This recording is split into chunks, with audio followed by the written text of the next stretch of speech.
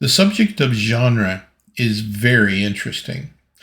Need to think of there being 8 different genres in the Bible. There may be more, and genre might be a word that rarely enters your mind, but this should give some clarity. Number 1, narrative. Simple storytelling, such as Exodus, Ruth, or much of the book of Acts. Number 2, poetry.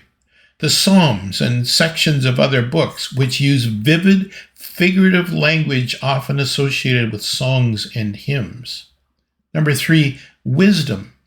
Proverbs, Job, and Ecclesiastes are collections of wise sayings which are applicably broad, but which are not guaranteed. Proverbs 13:24 says, "Whoever spares the rod hates their children, but the one who loves their children is careful to discipline them." What does that mean? How about the very next verse? "The righteous eat to their heart's content, but the stomach of the wicked goes hungry." True? Always true? Mostly true? Number 4, prophecy. A prophet had a very high standard. Be correct 100% of the time, or you will be executed. This was because their primary purpose was not to foretell the future, but to forthtell God's message to the people. It was, here's what God says. And to prove it, it's God saying it, here's what's going to happen.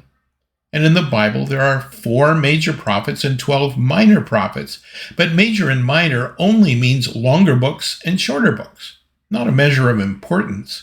In each case, we have people who are hearing from God, sharing God's guidance with Israel or Judah, and typically accompanied by a predictive element. This is going to happen, or a warning. If you don't, then often we find there's an immediate fulfillment and a long fulfillment. For example, Isaiah 7:14, "The virgin will conceive and give birth to a son, and will call him Emmanuel." That was actually fulfilled in their time, but it was also fulfilled with the birth of Jesus, Matthew 1:23. There are number 5, Gospels, similar to narrative or biography with the addition of proclamation.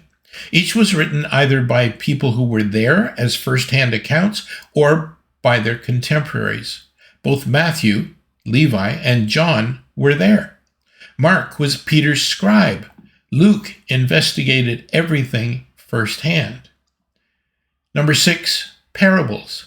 A storytelling device primarily used by Jesus, occasionally within a historical setting, for example, the falling towers, to convey truths to some while hiding it from others. See Jesus' explanation in Luke 8 about the parable of the sowers. Number 7, there are epistles, letters written in the early church for encouragement, teaching, and sometimes to address particular issues within specific churches. Number 8, apocalyptic. John's Revelation and parts of the book of Daniel are apocryphal, with urgent messages to their original audiences, with much symbolic language, but also with eschatological descriptions.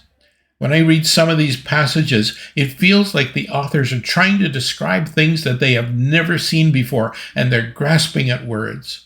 I remember seeing Apocalypse Now in the theater many years ago, seeing helicopter gunships ascend above the trees, accompanied by the music, The Rise of the Valkyries, and thinking, when John was describing locusts with fire shooting out of their tails, was this what he was seeing? The symbolism often leaves us grasping at straws to explain it all, so I would strongly encourage you to approach apocryphal literature with a great deal of humility. The point here is simple. Without understanding genres, there will always be a tendency to confuse them, which can lead to inaccurate and inconsistent interpretations. Nobody needs that.